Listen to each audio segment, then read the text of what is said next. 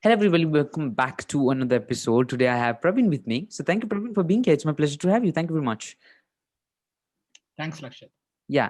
So, Glad to. before beginning, I would love to ask you if you can give a brief note about yourself and what you do and all the story behind yourself and your life. That would be great. Yep. So it's a complex story, but I think I'll just quickly summarize and probably we can go into the depth of it. I've always wanted to, start businesses or be an entrepreneur myself. So that was the foundation on which this all started, and this was right from the college school days, actually, right? Okay. Right from the time when you see all these small stores actually making money. Mhm. Like I was always fascinated on how do they actually go about it, and that's where all my madness started. And in due course of time, it evolved, and I started realizing it's about solving problems, and money is a byproduct. And that whole journey of trying to be an entrepreneur or understanding what it takes took me through a lot of places and a lot of work experiences and education. So to summarize, I would say that all in all, I have like around 12 years of work I've worked in everything across the spectrum, right from nonprofits, franchisees, MNCs, mid-sized companies. I've worked in close to like 7 industries in the last 12 years, and I have an MBA in entrepreneurship from Babson. So beyond all that, I do consulting, I teach, I'm a visiting professor. So I'm pretty much like a jack of all trades all over the place. So when somebody sees my resume, I don't think they'll get it. Okay, okay, fine. Yeah, yeah. Okay, cool. So before the first question to me is like, as your platform Social Hub, I was just checking about. So what's it's all about? How it began? How did you think of starting a platform called Social Hub? What's that all about? If you can give a note about that also. Yeah, I mean, so Social Hub is more like a private Facebook for anyone, right? I mean, so that's what it is. I'll get to that, but to give you a background story about Social Hub, uh, it all started when I moved back to India. So this is not the first time I'm starting up. It has been like a series of times that I've started up. And when I moved back to India around 5 years ago, one of the things that we were looking at was which idea to work on. Okay. And in the process, like 2 to 3 years ago, we actually went to building a social network for startup ecosystem. So we were trying to actually run a social Facebook, LinkedIn kind of platform, but for the startup ecosystem in India. Okay. So we did that and ran that. So that was almost like 2 to 3 years, and we built almost close to 6,000 member community or so. But in the process, what we realized was monetization was challenging. At the same time, what was interesting is a lot of them wanted to be they don't more than being part of the social network, they wanted the product for their own organization, right? Like you take let's say somebody who wants to run a women network, somebody who wants to run a healthcare network, or somebody who's running a college network. So they were like, hey, I don't want to go build that whole product what you built, right? But I have a different use case and I want it for my use case. Okay. And that's where we made a pivot last year. And pretty much we started off with Social Hub. So what Social Hub does is uh, pretty much it's just the same software that we reworked from being a B2C to a B2B, right? Just from we running the social network to giving out the tech to somebody else, right? I mean, if you want to build a network of all podcasters, right, for example, you can probably do that. So it's almost like you get your own branded Facebook, where within like 10 minutes you can go to the site, launch your own branded social network that you control, like everything from the data to what features are available, what can you do. And in fact, even you can monetize it. Like if you want to charge for events, you want to charge for membership. So we have even the payment gateway integrations and all that stuff now. So that's where the thing was. And we launched it earlier this year in March. And as of today, like we are powering around 10 customers globally in a diverse set of segments. And we're targeting getting to 100 in the next 3 to 4 months.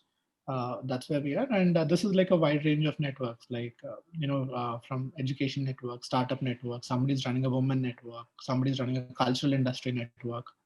So it's like a controlled Facebook that you have instead of using Facebook or LinkedIn or any of these, because they don't give you any control. You just have to True. have one group. This is like Yeah. the whole platform. Okay, okay. And then how do you think these your platform Social Hub stands out from the already existing platforms? How, what difference does it make in the market? So I think you need to understand a couple of trends here. Right now, where is the world moving? When you look at the trends, first and foremost, people were always looking at building communities, right? I mean, maybe if I use the word groups, that would Okay. sound much more relevant, Hmm. right? You have like WhatsApp groups, Telegram groups, LinkedIn groups. So people always have been building communities and are part of communities even offline, right? It could Okay. be based on your college is a community, or Yeah. based on like different religions, they are communities, right? So communities is an integral part of our life, and most of them typically we're happy with the likes of Facebook, LinkedIn, and all for running communities.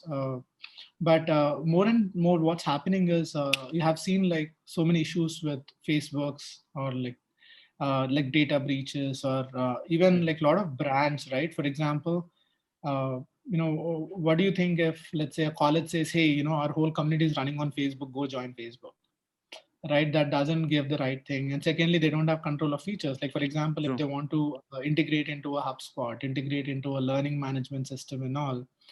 So most of the social networks typically don't give you that level of control, right? You can't download their email IDs, or you want to be in touch, or you want to even monetize them. So Facebook does the job of that because they are giving you the platform.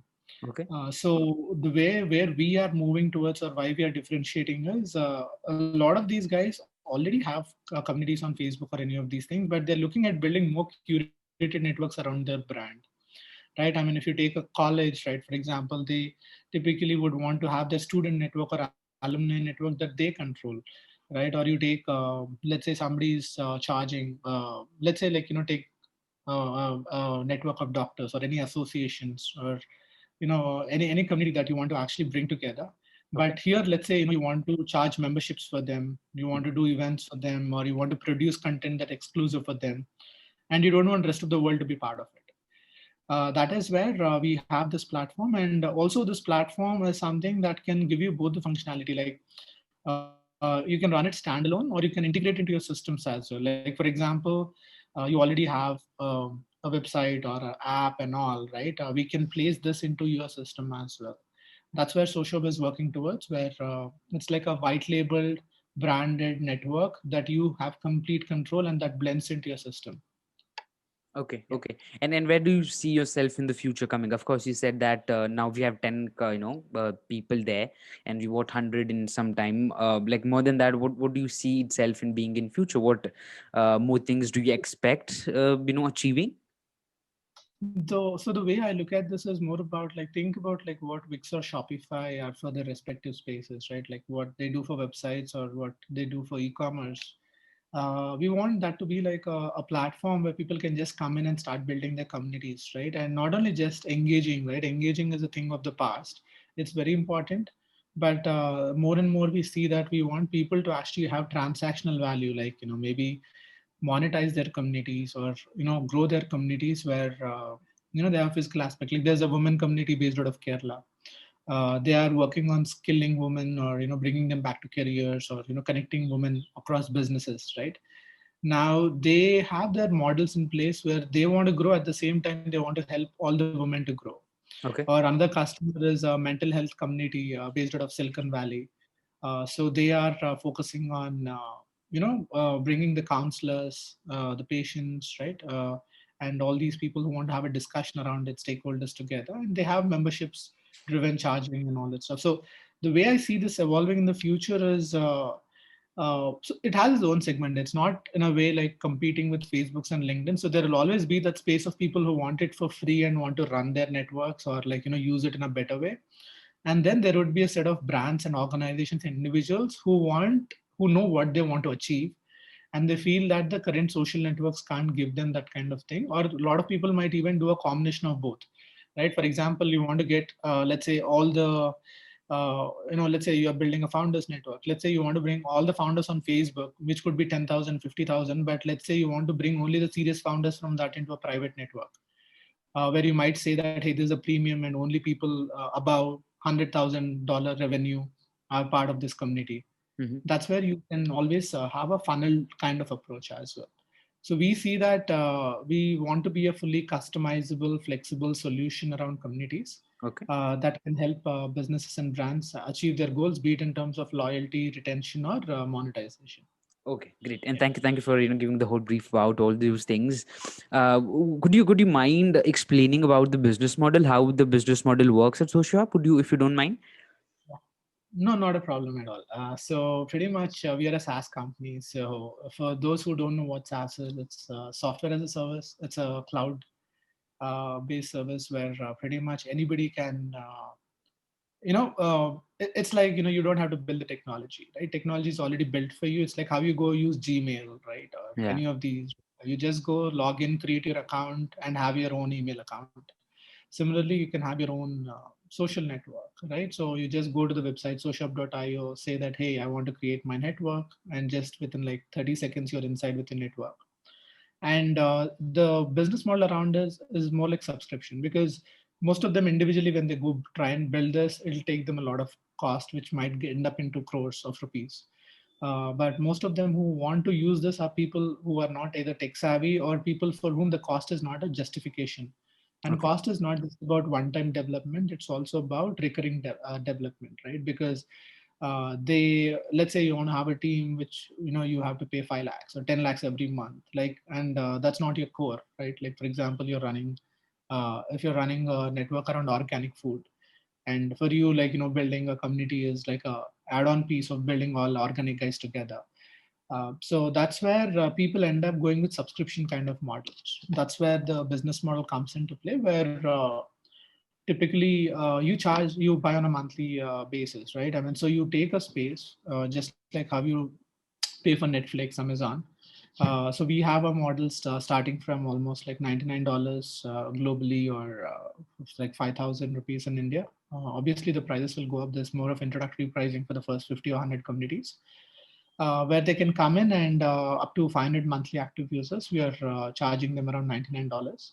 And then it'll increase in slabs of 500 monthly active users. So that's the model. And as we go, we would also be evolving into multiple models. So we already even have white labeled apps. Like if you want your own branded app for your community, we charge additionally for that. Or we are working on a lot of integrations and add-ons. Like for example, you want to take courses, we're looking at integrating into Teachable or Thinkific, right? So the value creation will be higher. So our models will also be to activate more features and functionalities. The pricing will slightly keep going higher on that front Okay. to make sure that both of us get the value out of it.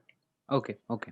And what do you think you learn at a personal level by creating these, things? As you said, we were had some other platform before, and have we started Social Hub now. So what do you think you learned from that, creating part of your life, and creating things and understanding? What did you learn at a personal level and at a professional level?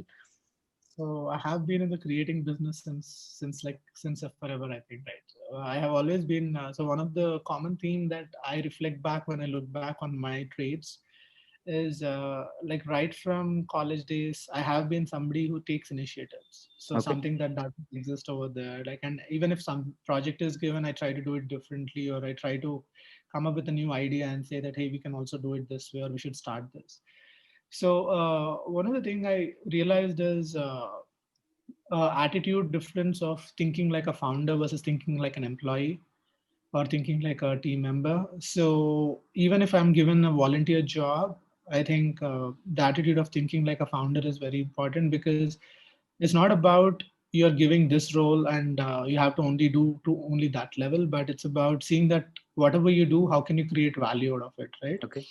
So that's what used to help me actually build initiatives, because even if I'm a volunteer, let's say in a small tech fest in college, I used to not think like, hey, my job is just to volunteer and do this, but rather think about how can we make the tech fest much more successful. Hmm. Or like, to give a small example, like in my second year engineering, they gave me like, I mean, this was like way long ago, like 2003, where networking games and all were just coming in. So the LAN games and all that stuff, right? Pretty much. So they just asked me to just run the initiative of doing the gaming part for the TechFest. Okay. Instead of just doing that, what I did is I said, hey, why can't we make money out of it? Mhm. Right. And I just put a price for it, and I made it like a competitive thing, and I charged and I made money and gave it back to the TechFest team. Right. So they didn't ask me for that. So a lot of times it's not about what they want me to do. I look at like what is optimum value you can get out of something. And that's who I've been. Like wherever I went, like, in Deloitte, I was again leading initiatives for a lot of things, or in my past companies. I built a non-profit association for my undergrad university, which is 100-year-old, a government one. I did 1 year full-time non-profit. Nobody asked me to do it. I went. I felt like my college has to go back to where it is, and pretty much took it. And now we have a very big association. It's a 700 network college association, right? So the thing is, a lot of these initiatives, people haven't asked me to do something. And Mhm. Mhm. one common pattern I found is, I think it's all about the attitude Yeah. that you have. It's not about what is asked from you, but what you think it can be. That would actually, the way of looking at the world that way would change a lot of things on how you do stuff. Okay. So I don't know if that answers your question, but yeah, I can go deeper depending on what you want to know. Yeah, if you wish, you can just go on deeper and speak about more things if you wish to. Otherwise, we can just continue with the next question. Yeah, I mean, so yeah, I mean, there are a lot of learnings, Lakshit. See, at the end of the day, I think I have like a whole book of learnings if I have to share. But like what I'm saying is, at least the key things is, one thing is, always take initiatives and look at things differently. The second key learning that I found was, I think people think that they'll get clarity in life, but the thing is, you'll never get clarity in life, right? It keeps evolving. So a lot of people, when they see others on the other side, they feel that, hey, I think this guy has figured it out, or this lady has figured it out. The point is, they end up reading all the US story articles or all the magazine articles and Yeah. feel that, "Ooh," like, but you see the same companies pivoting, you see the same guys doing a lot of other things later, right? So people always think that it's very they always think that they are not there and somebody else is there. So if you get away from that mindset, you'll start experimenting. Like experimenting is a very big deal, and they have to do. Mhm. The third learning that I would want to say is, fear of failure versus fear of success. Right, a lot of people have fear of success, not fear of failure. Actually, so they're worried that tomorrow morning, if you get $2 million in your bank, what will you do with it, right? Uh, Yeah. so, so that's the reason they feel that, oh, I'll just work for 3 years, then I'll start off and I'll just get it out, right? Or Mm. it'll become like $1 billion company.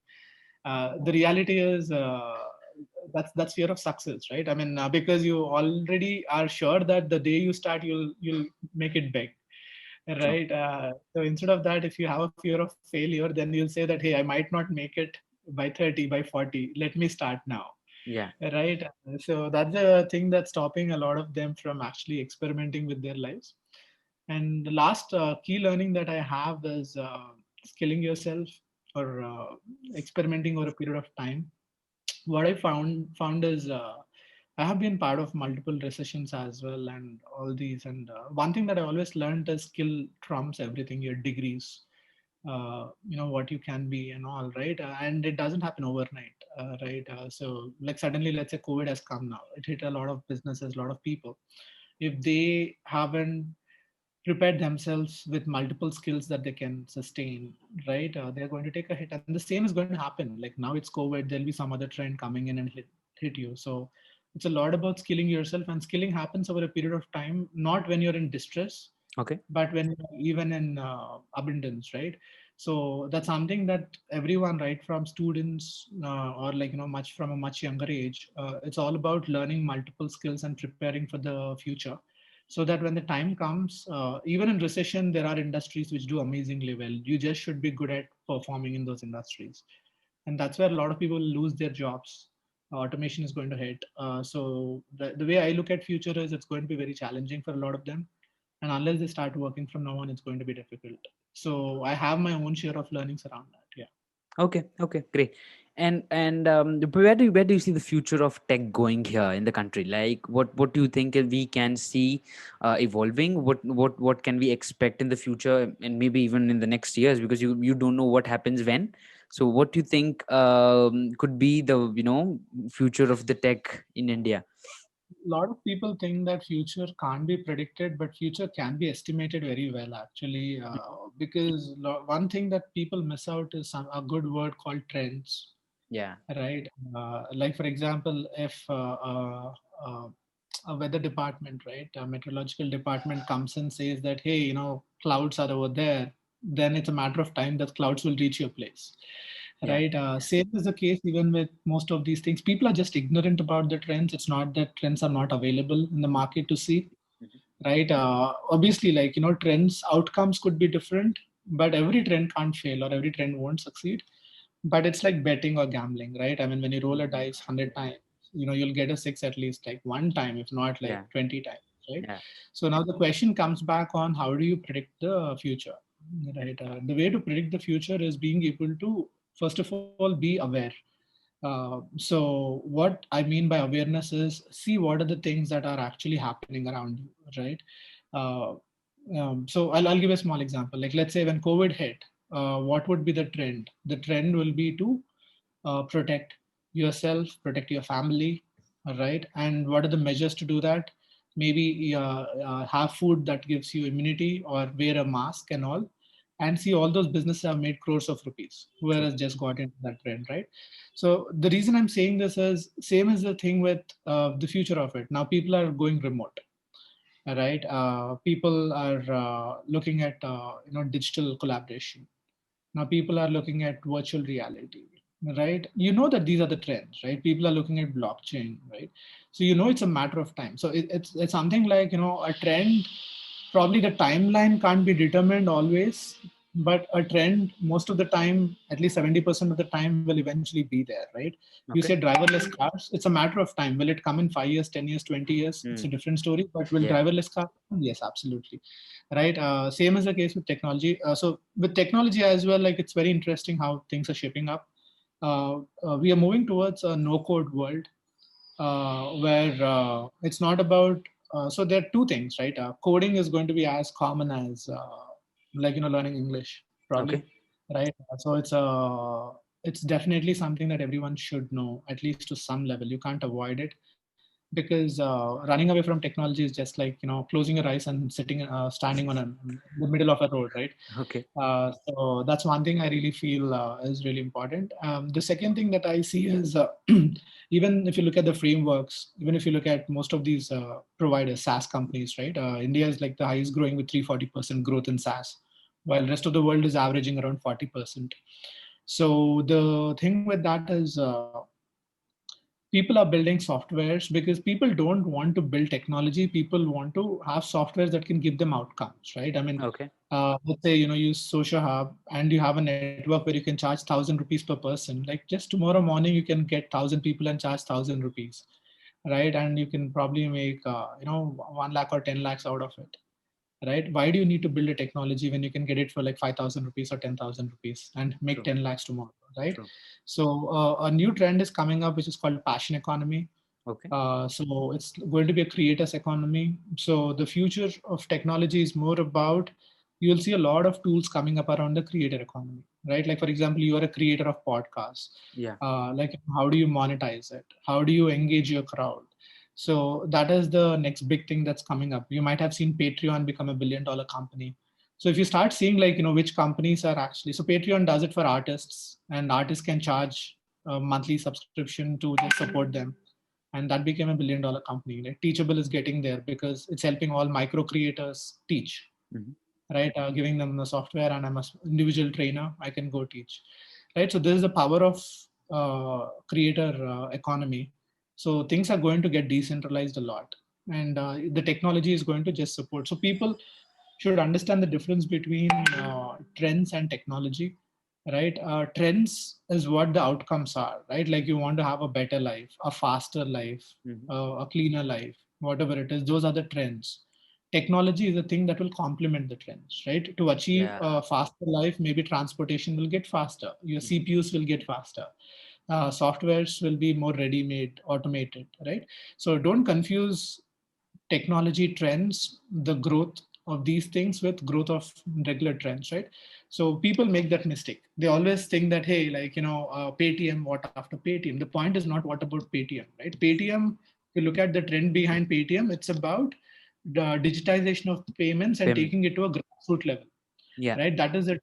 And instead of Paytm, if somebody else did it in a different way, like how UPI did it, right? Mm. Even that would work. Something else would work. So it's not about the solutions, it's about the problems and the trends. Yeah. Yeah. So that's how I would look at it. So if you just think with that mindset, you can just go make a list of what are the trends in the next 10 minutes. You can come up with you can tell me Yeah. what the future is, not me. Yeah. Yeah, yeah, true. Yes. So before I, like, the last question ending up the session would be, if you could, like, what would be your advice to anybody who wants to get into a take space and create their own platforms or do any kind of thing in tech? So what would be your you know recommendations to them, or advices to them?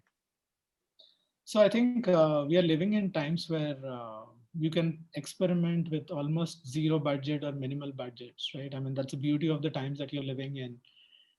Because there was a time when you want to take payments, you should have built a payment gateway yourself. Now you have Yeah. Razorpay, Stripe, and all that you can just integrate, and tomorrow morning you can get started, right? So when you look at all these, I don't see any reason why somebody should not experiment or somebody why they should not try. So it's all about so trends are going to come and go, and different trends are going to come and go, and it's going to be like red in due course of time, right? I mean, a lot of things are like, let's say you take Substack, right? People started writing mailers, newsletters, right? And then it caught up as a trend, and there'll be a time when there'll be too many newsletters that you'll be like, hey, done with it, right? Then a different trends will come. So one of the suggestion I have for a lot of creators or a lot of people who want to try out is always catch the trends in the early stages, because that's when you can take the mileage of it. And by the time rest of them catch up, you should be in a good shape to compete in the market. Second thing I would say is don't worry about building yourself. Go with most of the no code platforms, because most of the no code platforms also are not static. They are also trying to evolve, and they're getting a common knowledge of hundreds of customers, right? Like if I'm building a social network, I'm powering so many different types of networks that I understand how each network works. So the technology I build will be a summation of what is working for a lot of people, right? So that's called, like, swarm intelligence or group intelligence in a way, right? So that is where I don't think uh, you need to really work about a lot of that stuff. So I'll keep it in very simple terms, right? What you are good at and what you're not good at. Good. If you know what you're good at, focus on that, and whatever you're not good at, blend in with all the tools, people, service providers, and all that. And do it quick, right? And do a lot of micro experimentation. Like, for example, you want to try out creating a network of podcasters, right? Say that, hey, tomorrow just sit and make a list of like what 100 podcasters you want to invite. Why should they come together?